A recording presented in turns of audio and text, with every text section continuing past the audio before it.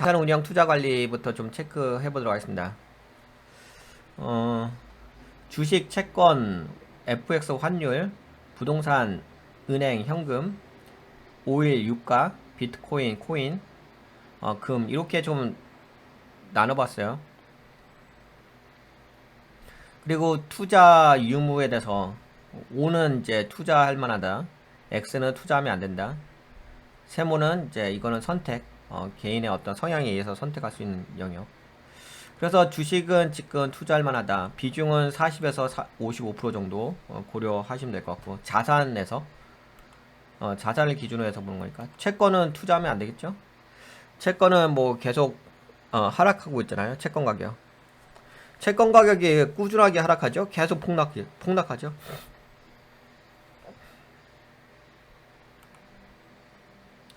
채권 가격이 계속 폭락하고 있습니다.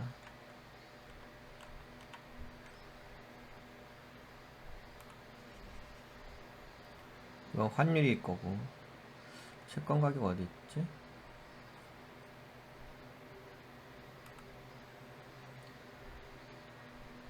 인버스고. 이게 저거죠. 미국 울트라 30년 선물 ETF거든요. 꾸준하게 하락하고 있죠.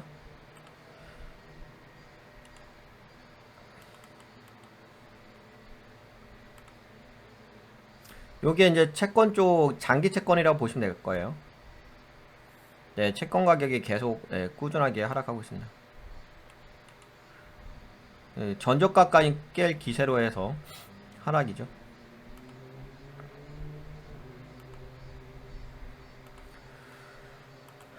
네, 환율 쪽은 투자를 해볼 필요가 있긴 하겠죠. 이제부터는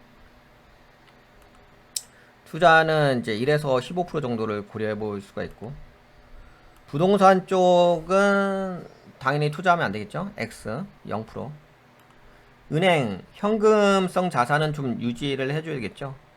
60에서 40 정도. 요 정도는 왜냐 일상생활은 해야 되는 거니까.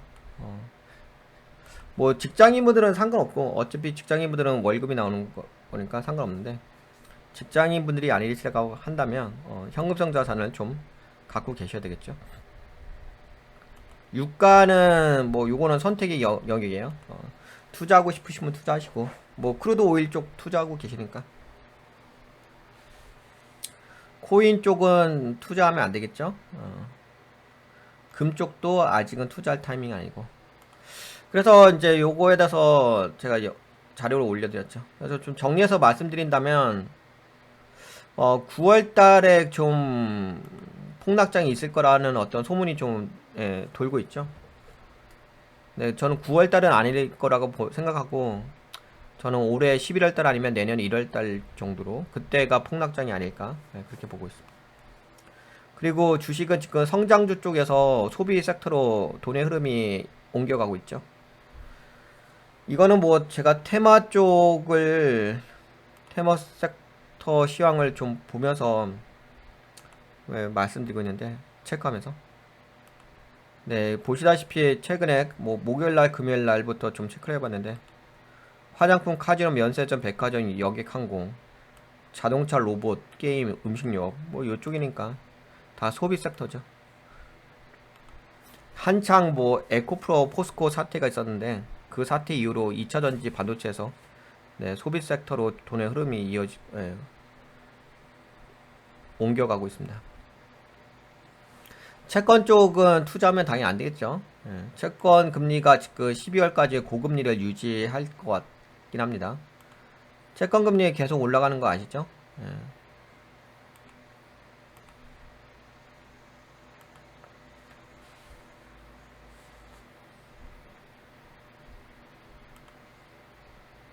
네, 지금 4.158% 정도 계속 상승 중입니다. 괜히 실리콘밸리 사태가 발생한 거 아니겠죠? 저는 채권 가격은 앞으로도 더 빠질 거라고 보고 있고, 터미널 레이터는 연말 12월쯤에 한 차례 금리 인상이 예상된다 이렇게 보고 있어요. 그때까지는 뭐 계속 약세겠죠, 채권. 환율 쪽은 최근에 좀 올라갔어요. 제가 얘기했던 1250원까지 좀 빠졌다가 지금은 이제 1340원까지 올라왔거든요. 환율을 좀 체크를 해드린다면은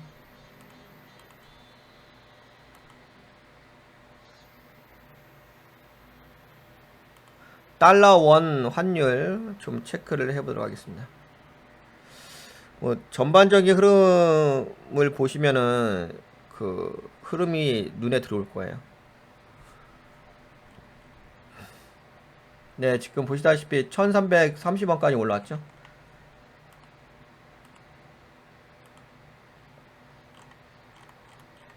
네, 이렇게 보시면 잘 안 보이시는데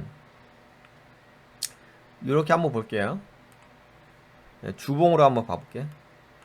주봉으로 보면 뭔가 보이지 않나요? 네, 상승 삼각형 패턴이 보이죠?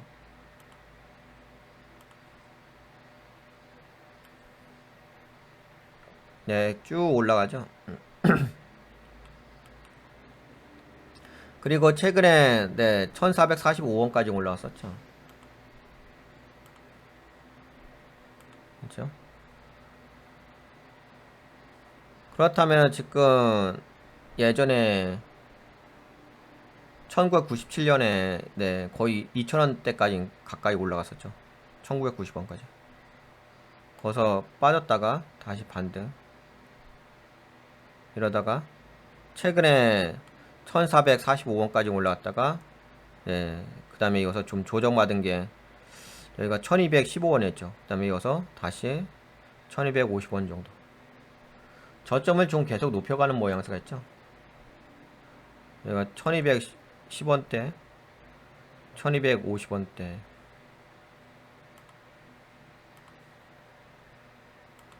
네, 그러면서 네, 여기가 저점이 올라가요. 그래서 환율이 여기서 은근하게 상승 삼각형 패턴으로 해서 움직이는 모양새가 있어요. 좀 이렇게 예상이 되겠죠? 환율의 움직임이. 그러면 이해가 되겠죠? 네, 환율 저는 이제 나중에는 여기 1445원이잖아. 여기를 돌파하면서 그쵸? 여기를 돌파하면서 더 올라갈 거 봐요. 여기가 1445원, 여기가 거의 1500, 거의 1600원 자리거든요.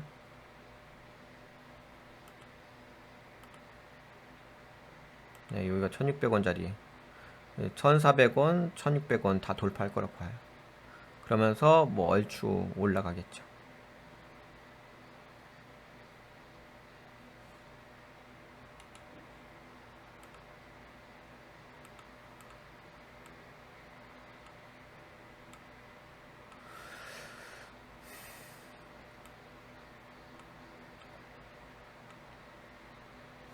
여기가 이제 너무 심하면 뭐 2,000원대까지도 더 올라갈 수 있긴 하겠죠. 너무 심하면.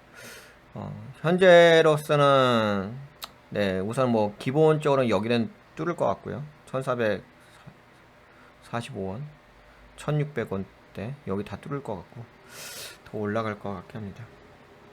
여하튼간에 현재 포지션은 여기니까 아직은 현재 포지션은 요 구간이죠. 그쵸? 여기서는 당분간 왔다리 갔다리는 있을 것 같습니다. 지금 기하급수로 올라갈 것 같지 않고 좀 당분간 왔다리 갔다리 하다가 나중에 뭐 바닥 만들고서 올라가겠죠. 네, 환율은 요 정도 보시게 되면 전반적인 흐름이 눈에 보이실 겁니다. 그쵸?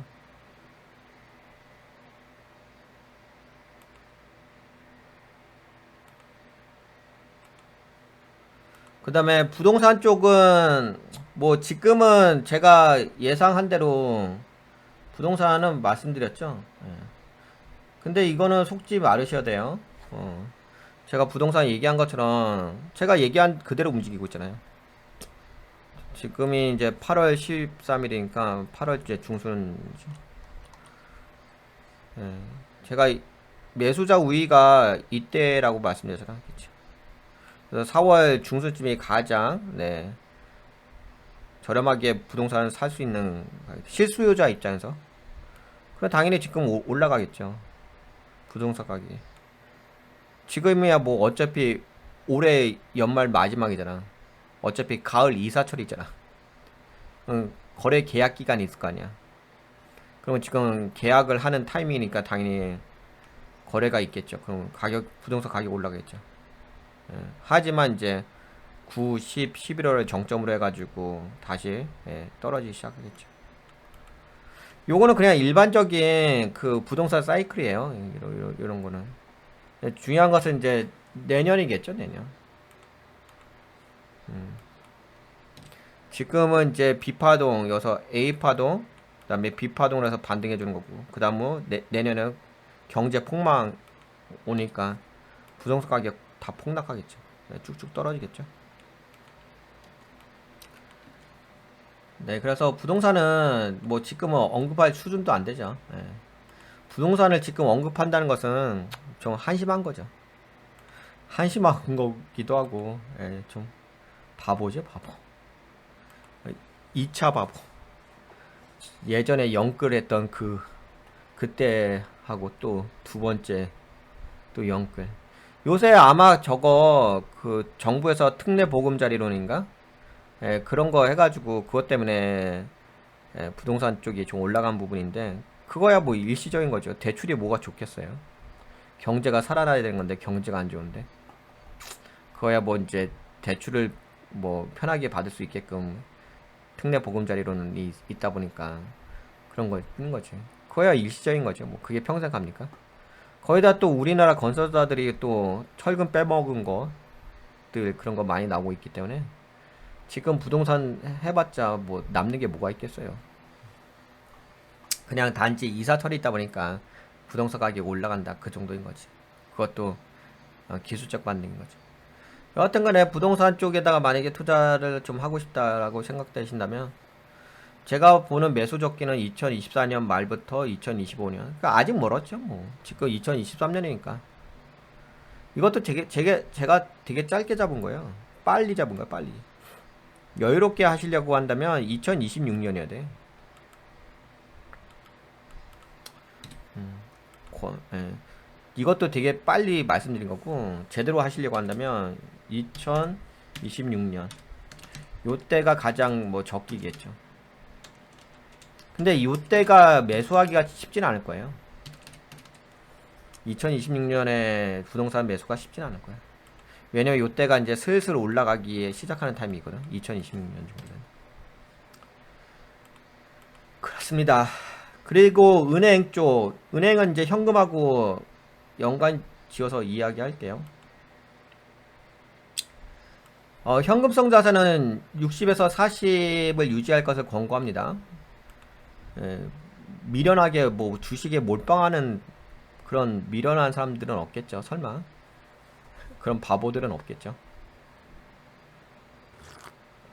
네, 현금성 자산은 네, 자산 중에서 자산을 100이라고 한다면 60에서 40 정도는 네, 유지할 것을 권고하고요. 아무래도 일상생활을 운영할 수 있는 유지 비용은 있어야 되는 거니까.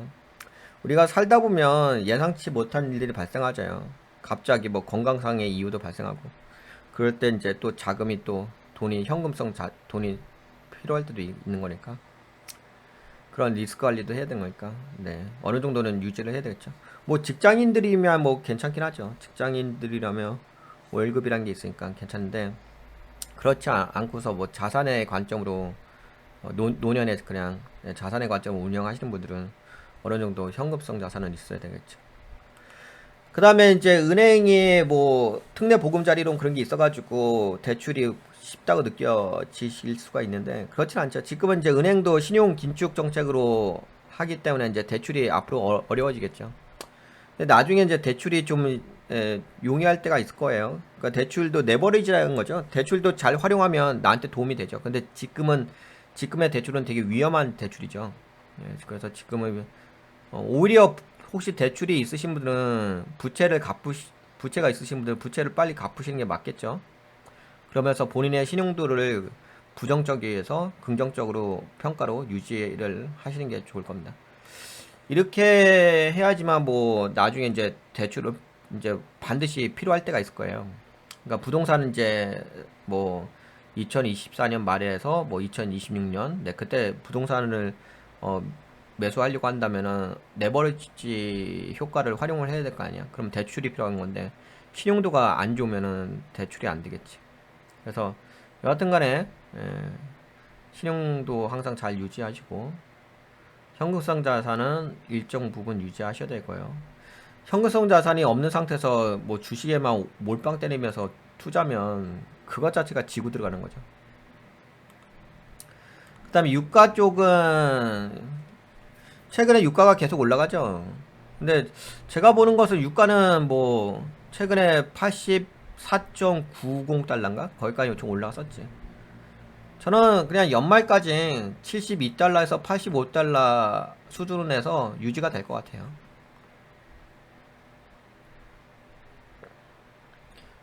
그러다가 이제 만약에 이제 연말쯤 됐을 때 70달러가 깨지는 상황이 오게 되면 경기 침체 시그널이라고 인식하면 되지 않을까 싶어요.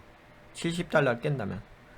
저는 이제 방금 말씀드린 것처럼 유가는 72달러에서 85달러를 유지할 거라고 보고 있거든요. 어느 정도 고물가를 유지할 거라고 보는데, 근데 만약에 70달러 깬다고 한다면은 그것은 이제 경기 침체 시그널이 되지 않을까 그렇게 보고 있습니다. 예, 뭐 이 모든 것에 대한 전환점은 올 11월에서 내년 1월 요 사이에 일어나지 않을까 보고 있고요.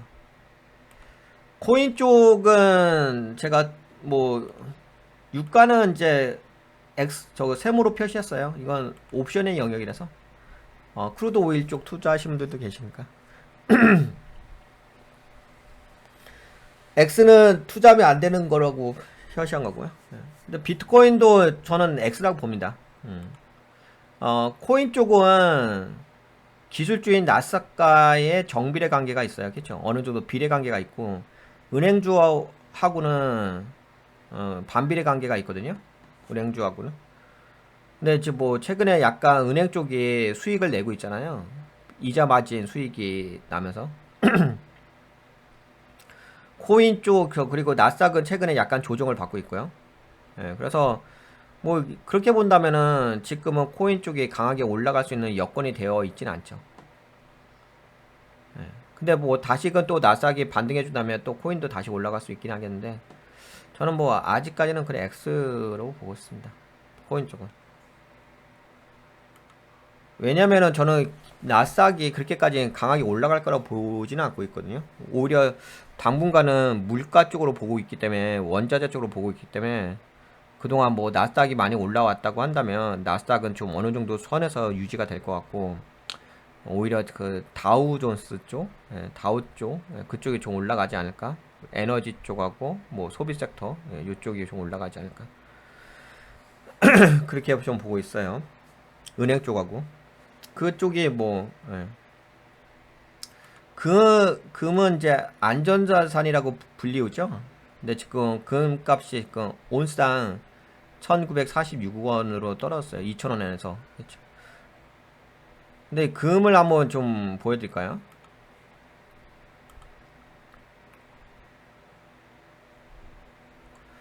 금을 좀 전반적인 큰 흐름을 보시게 되면은 약간은 이해가 되시는 부분이 있어요.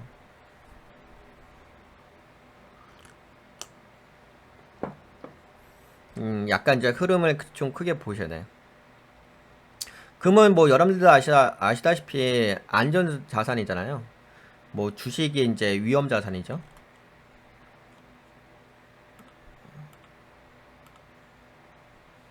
예, 금을 한번 같이 봐볼게요. 네, 이 금이 현재 이게 좀 보이시나요? 이게 이렇게 하면 좀 보이실 건데 이 전반적인 흐름을 봐보세요. 여기가 이제 2085원이라고요. 2085달러죠. 그럼 이렇게 박스권이란 말이야, 그치?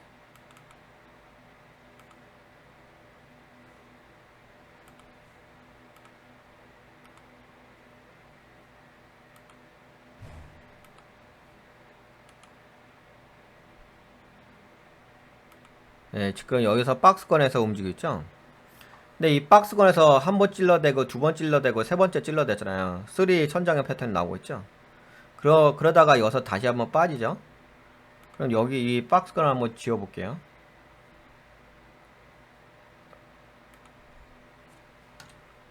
이걸 지우고서 그 다음에 추세로 볼게요. 추세로 보게 된다면 이렇게 빠지잖아요. 그치? 지금은 금이 떨어진다고 했지. 근데 이게 지금 빠지는 게 뭐예요? 더블탑에서 빠지는 거잖아요.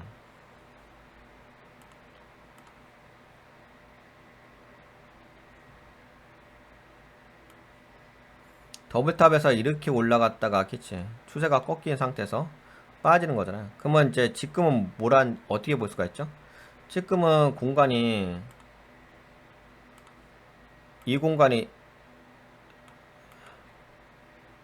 네, 이 공간이 있는 거잖아요. 그쵸?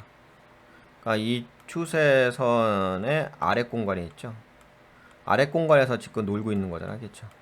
만약에 금값이 올라가려고 한다면은 추세가 이렇게 올라가야 되겠지.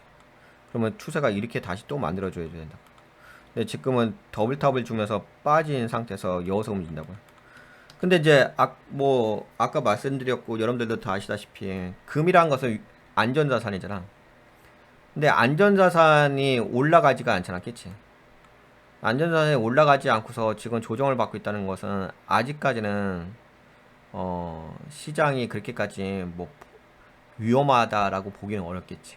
만약에 시장이 위험하다고 판단된다면 금값이 올라갔겠지. 안 그러겠어요? 금 자체가 안전자산인데 지금 금값이 떨어진다는 것은 그리고 그것도 하방 추세의 포지션이 있는 거잖아. 예. 그렇다면 아직까지는 시장이 그렇게까지 불안하다고 보기는 어렵다는 거지. 주식시장이. 그러니까 왜 이런 말씀을 드리냐면 9월에 그 폭락설이 있잖아요. 9월장의 폭락설이. 물론 이제 9월에 좀 위험할 수는 있어요. 왜냐면은 뭐 여러분들 다 아시다시피 우리나라 그 토건족 세력들의 어떤 그 민낯이 드러나고 있죠. 뭐 가장 여러분들 다 아시는 게 뭐 LH 사건도 그렇고 LH 사건도 그렇고 그 다음에 또 GS건설 사건도 그렇고 GS건설만 뭐 철근 빼먹었습니까? 다른 건설사들도 종합건설사들도 철근 다 빼먹었지. 다는 아니지만 일부 빼먹었지. 그런 토건족들의 민낯이 계속 드러나고 있는 거잖아요. 부동산 쪽의 민낯들이. 근데 그런 것들이 이제 또 뭐하고 연결되어 있냐면 새마을금고 사태와 뱅크런 사태. 예, 그런 게 은행 쪽하고도 연결돼 있고 PF 대출도 연결돼 있고. 근데 그 모든 것들이 지금 그 터질 수 있는 게 뭐 지금 뭐 건설사들 돌려막기 한다고 하죠. 예. 그래서 일부 건설사들은 뭐 또 도산했다는 소식이 종합건설사임에도 불구하고 도산했다는 소식이 막 들려오고 있고. 근데 그런 것들이 이제 뭐 PF 대출 돌려막기가 더 이상 할 수 없는 타이밍이 7월 달이라고 이런 이야기가 있어요. 7월 달이, 아니 7월 달이 아니라 9월 달. 네, 그렇기 때문에 9월 달에 이제 크게 한번 터질 것 같다. 이런 이야기가 돌고 있는 거고요. 물론 이제 9월 달에 그 건설사 쪽에서 크게 한번 터지긴 하겠죠. 그 토건족들의 그 민낯이 적나라하게 드러나겠죠. 은행 쪽하고 이 금융 쪽하고. 아직까지 1금융 쪽까지는 위험하다고 보진 않고 2금융은 위험하긴 하겠죠. 네, 그런 것들이 이제 뭐 9월 달에 좀 일어날 가능성이 있다는 소문들이 있습니다. 이야기들이. 뭐 여러분들 다 아시겠지만. 근데 이제 그런 것들이 뭐 다 아시긴 한데, 근데 그렇다고 해가지고 지금 만약에 그런 상황이었으면은, 물론 그건 우리나라 상황이긴 하죠. 뭐 미국 상황은 아닌데 우리나라 상황이긴 한데, 근데 뭐 글로벌 시장이라는 것도 있으니까 글로벌 시장을 외면할 수 있는 건 아니니까. 근데 지금 보시다시피 네, 금값이 지금 포지션이 나중에 올라가긴 하겠죠. 나중에 그래서 조정받았다 했겠죠. 나중에 금값이 치솟아 올라가긴 하겠는데 지금은 아직 그 정도는 아니니까. 그거는 제가 보기에는 우리나라 그 자체 문제에서 좀 마무리가 되지 않을까? 9월달. 그래서 9월 달에 좀 약세장이 도래하지 않을까 하는 생각은 있어요. 근데 어차피 지금은 약세장으로 갈 수밖에 없어요. 뭐 지금 뭐 여러 다 아시다시피 포스코 에코프로 사태가 발생하고 난 이후로 지금 뭐 2차 전지 쪽으로 매기가 쏠리고 있는 건 아니잖아요. 그쵸? 그리고 반도체 쪽으로 매기가 쏠리고 있는 것도 아니고, 그리고 테슬라 쪽 주가도 좀 빠지고 있고 엔비디아 주가도 좀 떨어지고 있고, 그렇다면 결국에는 성장주가 올라가지 않는다면 그러면 주가는 그렇게 강세로 강한 상승세로 올라갈 수 없다는 거고, 그렇다면 그 반대로 뭐 소비 섹터가 움직일 가능성이 크다는 거죠. 근데 소비 섹터는 이제 거래대금이 크지는 않잖아. 그렇기 때문에 거래대금이 크지 않기 때문에 상승을 하지만 주가에는 그 지수에는 큰 영향을 주지 못한다고. 하지만 그쪽에 급등락은 있긴 하겠죠. 여하튼간에 그런 부분이 있습니다. 그래서 금값으로 봤을 때는 아직까지는 저는 그렇게까지 글로벌 경제의 침체까지는 아니라고 좀 보고는 있어요. 하지만 저는 이제 글로벌 경제 침체를 언제쯤으로 보고 있냐, 아까 말씀한 것처럼 두 가지 관점으로 보면 되겠어. 두 가지 시그널이 있을 거예요. 터미널 레이트 시그널이 있을 거고, 그 다음에 TR 시그널이 있을 거고, 그 다음에 유가의 그 70달러로 깨지는 시점, 요 시점도 경기 침체의 시그널이 될 수가 있고, 그 다음에 지금 제가 예상하기로는 뭐 올해 11월에서 내년 1월 사이 요것들이 그 전환 뭐 글로벌 시장에 폭락하는 시점이 되지 않을까, 그렇게 보고는 있습니다. 그래서 뭐 지금 금 쪽도 투자할 타이밍은 아니라고 보고 있고, 나중엔 타이밍이 오긴 하겠죠. 그러니까 저는 아직은 아니라고 보고 있고, 비트코인 쪽도 아니라고 보고 있고, 뭐 오일 쪽은 뭐 이거는 크루드 오일 하시는 분들이 계시니까, 그래도 지금 유가는 어느 정도 유지하잖아요. 일정한 박스권 범위내서. 근데 나중에는 70달러 깰 시점이 오겠죠. 그 시점은 이 시점을 보고 있고, 은행은 다름이 아니라 뭐 은행에다 투자하라는 게 아니라, 그래 우리가 현금성 자산이 있어야 될 거 아니에요. 현금성 자산 없이 투자하면 당연히 안 되지 않겠어요. 우리가 일상생활이라는 것이 매우 중요한 건데, 일상생활도 못할 정도의 그 자금 여력이 없이 투자를 한다는 것은 말이 안 맞잖아요. 근데 말이 안 맞는데 그런 분들이 계세요. 그러니까 제가 이거를 따로 이렇게 빼놓은 이유는 왜 그러냐면, 아니 적지 않은 분, 진짜 많으신 분들이 이 자산에 대한 개념이 좀 많이 부족하시더라고요. 그러니까 내가 갖고 있는 모든 돈 있잖아. 이 모든 돈을 그냥 몰빵하시는 분들이 더 많아요. 그리고 특히 그 주식 투자하실 때 그 레버리지 쓴다고 해가지고 돈 빌려갖고 대출 내갖고 그 증권사에서 대출 내갖고 투자하시는 분들도 계셔요. 그건 말도 안 되는 거죠.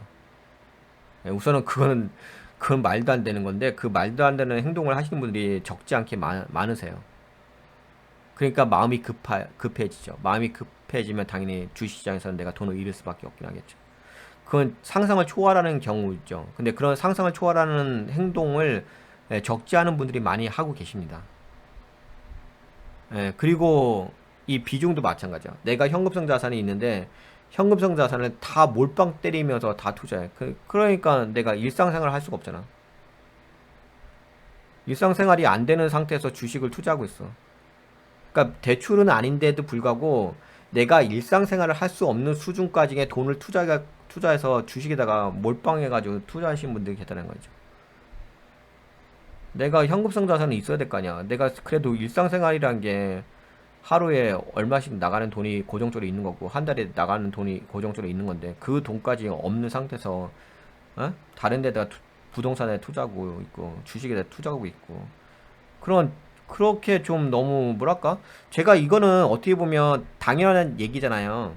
제 입장에서는 뭐 당연한 얘기긴 한데 당연한 얘기조차도 안 해요. 그러니까 얼마나 돈의 개념이 없다는 거예요. 너무 심한 것은 이제 레버리지 해가지고 증권사 저 돈 대출 받아갖고 투자하신 분들도 계시고. 근데 제가 지금 얘기하는 게 너무 당연한 거고 이걸 굳이 말할 필요도 없는 거잖아. 그치? 말할 필요도 없는 수준인데 이것조차도 지키지 않고서 투자하시는 분들이 계시니까 예, 황당한 수준인 거죠. 이것조차도 지키지 않고서 투자하고 있으니까. 이거는 너무 당연한 얘기인데 당연한 것조차를 안 지켜요. 기본을 안 해. 기본조차도 안 하면서 주식을 하고 있어. 그래 당연히 문제가 발생하죠. 나 솔직히 이거 쓰고 싶지도 않았어. 뭐 현금 얼마 보유해서 이거 쓰고 싶지도 않았어. 이런 얘기를 내가 왜 무슨 초등학생인가? 이, 어? 우리 제 방송을 듣는 분들이 초등학생 수준은 아닐 거 아니야.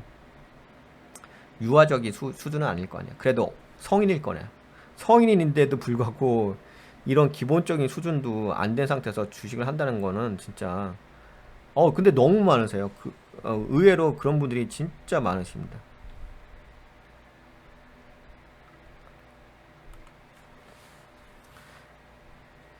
예, 너무 기본도 안 된 상태에서 주식을 하는 거. 최소한 주식할 때는 기본은 지키세요. 예, 최소한 기본을 지키시면서 하셔야죠. 근데 그게 기본을 안 지키는 이유가 이 마음이 급해지셔서 그래요. 예, 마음이 급해지시다 보니까 욕망만 있고 마음은 급하지. 그러다 보니까 그런 현상이 계속 비일비재하게 발생하는데 그건 뭐 그 개인의 어떤 성향이 영역이라서 제가 뭐라고 할 영역은 아니고. 그 다음에 부동산은 당연히 X죠. 부동산을 지금, 이거 되게 웃기지 않나요? 최근에 그 부동산 가격이 약간 올라가는 부분이 있잖아요. 근데 그거에 뭐 부동산 가격이 올라간다는 것은 제가 여러분들한테 말씀드렸었고, 어차피 기술적 반등 자리니까 올라간다는 건 말씀드렸는데, 중요한 것은 내년에 폭락할 건데, 지금 부동산 얘기해서 뭐해. 근데 참 희한하더라고요. 지금 뭐 매체에서 부동산 가격이 올라간다고 하니까 또 뭐 부동산 이거 사야 되는 거 아니냐, 지금 저쪽 온 거 아니냐, 또 난리 브루스 추수 추수 추는 분들이 계시는데, 야, 코미디죠, 코미디. 부동산은 이건 굳이 제가 얘기 안 해도 돼. 다 알고 있지 않나? 저보다 더 뭐 부동산 전문가들 많이 계시잖아요. 그분들 다 얘기하잖아요. 내년에 폭락한다고. 맞아요. 내년에 폭락하죠. 폭락 안 합니까? 거기다가 가뜩이나 아까 얘기한 것처럼 9월 달에 9월 달에 건설사들 그 돌려막기가 마지막 만기가 되는 시점이라고 하는데 9월 달부터 좀 위험하다고 하는데 그렇고요. 그 다음에 뭐 환율 쪽은 올라갈 것 같긴 합니다만 이제 요건 파동의 영역이 있기 때문에 환율 쪽은 아까 말씀드렸고, 채권 쪽은 진짜 웃기죠. 채권을 뭐 사야 된다고 떠들어댔던 분들, 지금 채권 금리 계속 올라가죠. 지금 아까 보여드렸다시피 채권 가격 엄청 계속 폭락하고 있죠. 야씨, 뭐 저점, 제가 얘기했잖아. 바닥 잡기 놀이 하지 말라고. 저점 잡기 놀이 하지 말라고. 이때 부동산 쪽도 그러지 않았어요? 제가 부동산 쪽도 저점 잡기 놀이 하지 말라고 했잖아. 있는 그대로 현실을 보면 될 거 아니야. 이거 뭐 저만 볼 수 있는 거 아니잖아. 여러분들도 다 이거 뭐야, 코덱스 미국 채 울트라 30년 이거 채권이잖아요. 선물이잖아, 선물. 이거 다 보실 수 있는 거잖아. 이거 눈에 안 보이십니까? 아니, 눈에 다 보이시잖아. 다 빠지는 거 안 보이세요? 이런 데 대고서 채권을 사요? 지금 바닥이에요? 바닥 같은 소리 하고 있어. 채권이 무슨 급등주입니까? 채권이라는 것은 급등주가 아니에요. 무슨 갑자기 30% 날라가고, 점상 날라가고 그러지 않아요. 그런 거 없어요. 채권의 움직임은 되게 서서히 움직입니다. 금리와 연결되어 있기 때문에.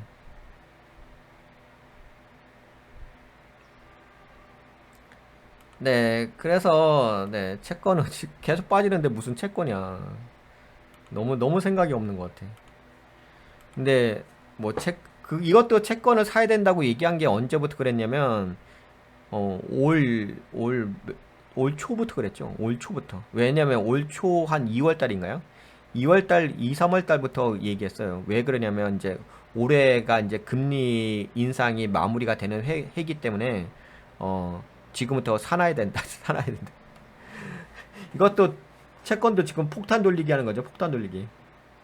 채권 쪽이 지금 시장이 되게 위험하잖아요. 채권 시장은 좀 위험한 게 채권이란 게 우리가 안전자산으로 잘못 알고 계신 분들 계신데 채권은 위험해질 수 있어요. 많이 회사채 같은 거 사게 된다든지 국채도 위험할 수 있어요. 그 나라가 망할 수도 있는 거예요. 그 나라가 IMF 터질 수도 있는 거예요. 예, 그렇게 되면은 이제 난리 날 수 있는 거예요. 뭐 우리나라도 IMF 터졌었잖아요. 예, 예전에. 나라가 망할 수도 있는 거예요. 나라가 안 망한다고 보장할 수 없어요. 예, 그렇기 때문에 채권도 날려먹어 버릴 수가 있어요. 위험해질 수가 있습니다. 그렇기 때문에 아무 때나 하는 건 아니고 그리고 채권 잘못 샀다가 망한 그 은행이 어디예요? 실리콘밸리 사태가 있잖아요. 왜 채권을 샀는데 왜 망했겠어요? 미실현 손실이 증가하니까 망하지 않겠어요? 괜히 채권 함부로 샀다가 난리 날 수 있다는 거 아세요? 예. 그래서 채권 쪽은 좀 신중한 접근이 필요합니다. 채권이 안전자시라고 얘기할 수 있는 영역이 아닙니다. 그 채권은 그 회사가 망해버리면 다 날려먹는 거예요. 아시죠? 그 회사가 망해버리면 끝나는 겁니다. 뭐 그래서 뭐 신용도를 보고서 하면 되는 거 아닌가요? 신용도가 무슨 신용도야? 그 망해버리면 끝나는 건데. 그것도 잘못된 신용 평가로 해가지고 망해버리면 끝나는 건데. 그것도 저거잖아요. 장기잖아요. 장기. 채권을 살 적에 뭐 단기로 사지는 않잖아. 장기로 하는데 만약에 장기로 했다가 신용등급이 변화돼서 그 회사가 신용등급이 강등돼 갖고 천천히 강등되면서 빠지게 되면 어떻게 해요? 날려먹는 거예요. 돈 그냥 순식간에. 안전하다고 투자했다가. 근데 대부분은 채권을 안전하다고 투자하진 않죠. 채권을 투자하는 이유가 두 가지 관점 있죠. 고수익률이죠. 수익률을 많이 주기 때문에 은행보다도 더 수익률을 많이 주기 때문에 채권 쪽에다 투자하는 거 아니시겠습니까? 그러면 내가 고수익을 얻으려고 한다면 어떻게 되겠어요? 당연히 위험한 채권에다 투자해야지 내가 고수익을 가져갈 수 있지 않겠어요? 뭐 내가 7% 정도의 고수익을 가져가고 싶다. 그러면 위험한 채권에다가 투자해야 되지 않겠어요? 그러면 고수익을 가져갈 수 있지 않겠어요? 근데 내가 안전하게 투자한다. 그러면 내가 고수익을 가져갈 수는 없겠죠. 그냥 은행보다 약간 이자가 높다. 그 정도 수준을 뜬 거지. 그래서 채권도 이게 투자를 하다 보면 욕심이란 게 생긴다고요. 항상 사람에게는 욕망이란 게 존재하죠. 그럼 뭔가 약간 1%라도 더 비싼 이자율을 더 많이 주는 그런 채권을 사려고 한다고요. 그래야지 더 이득이 남을 수 있다고 생각하니까. 그래서 신용등급도 좀 안정권에서 약간 위험한 그걸 살려고 한다고요. 근데 대부분 채권은 오랜 기간 갖고 있잖아. 그러면 당연히 그 회사가 신용등급이 강등되고 글로벌 아니 최근에 미국의 신용등급도 강등되고 있는 상태고 미국 은행 지역 은행들의 그 신용등급도 강등되고 있는 상태인데 뭐 그 다른 것 회사채들은 강등 안 당하겠어요? 그러니까 이런 거는 함부로 사는 게 아니에요. 채권은 그 회사가 망하든지 나라가 망하든지 뭐 하게 되면 다 날려먹는 거예요. 깔끔하게 한 푼도 건질 수 없이 깔끔하게 다 날려먹었습니다. 네, 그런 거 있으니까 함부로 접근할 영역이 아니에요. 특히 경기가 위축되고 지금 경기가 안 좋을 타이밍에 네, 여하튼간에 그런 부분이 있고요. 네, 그러면 뭐 이제 주간 자산 운영 투자 관리에 대해서 요 정도 말씀드리면 되겠죠. 뭐 제가 매주 일요일 날 되면은 이렇게 자산 운영 투자 관리에 대해서 좀 말씀드리고 있어요. 굳이 뭐 매일매일 얘기할 필요 없는데 그래도 전반적인 좀 흐름을 아셔야지만 여러분들이 자산을 좀 운영하실 적에 도움을 받을 수 있지 않을까 싶어가지고. 근데 의외로 이거를 제가 그 생각은 있었어요. 제가 이걸 정리한 내용들이 너무 상식적인 내용이잖아요. 이게 뭐 되게 특별한 내용은 아니거든요. 어떻게 보면 그러니까 제 입장에서 그래. 제 입장에서는 여러분들한테 이거 알려드린 이 내용들이 누구나가 알 수 있는 내용이고 그렇게 뭔가 특별한 내용은 아니야. 근데 중요한 것은 뭐가 문제인지 아세요? 제가 알려드린 이 내용들이 너무 특별한 내용도 아니고 신기한 내용도 아니고 엄청난 지식을 요하는 것도 아니거든. 그럼에도 불구하고 개인 투자자분들이 기본을 안 지키세요. 그러니까 돈에 대한 기본이 안 만들어져 있으세요. 지금 말 그대로 부동산 쪽 투자할 타이밍이 아니잖아. 아닌데 와 언론에서 부동산 가격이 올라간다고 떠들어대니까 또 부동산 투자하려고 막 벼르고 있고 좀 말도 안 되는 행동을 많이 해요. 그러니까 영끌족이 괜히 나오는 게 아니에요. 영끌족 때 그때는 부동산을 살 수가 없는 타이밍이었잖아. 근데 사. 그런 말도 안 되는 행동을 하시는 분들이 너무 많으세요. 상상 이상으로 많으세요. 그러니까 무슨 얘기를 해드리고 싶냐면은 기본만 지키면 되는 거거든요. 그냥 기본만 하면 돼요. 근데 기본조차도 안 지켜요. 그러니까 이 기본적인 내용을 여러분한테 알려드린 것뿐인 건데 이 내용조차도 너무 소중한 시간인 거죠. 진짜 일반 개인 투자자들에게 기본인데도 불구하고 제가 이게 뭐 알려드린 게 뭐 대단한 내용입니까? 그냥 기본을 얘기한 건데 기본도 안 지키면서 주식을 갖고 기본도 안 지키면서 자산 운용을 한다? 근데 진짜 거의 상당 부분이 그렇습니다. 뭐든지 기본입니다. 기본. 네, 그러면은 여기 자산 운영 쪽에 대해서는 요 정도 이야기할게요. 제가 너무 오래 시간 동안 얘기했나? 오씨, 이것만 자산 운영 투자 관리만 너무 오래 얘기하겠다. 네, 요 정도 어차피 뭐 일주일에 한 번씩 이야기해 드린 거니까 뭐 요 정도 좀 시간 들여서 좀 말씀드렸습니다. 네, 도움이 되셨다고 생각되신 분들은 좋아요, 새로 오신 분들은 구독 한번 눌러주시고요.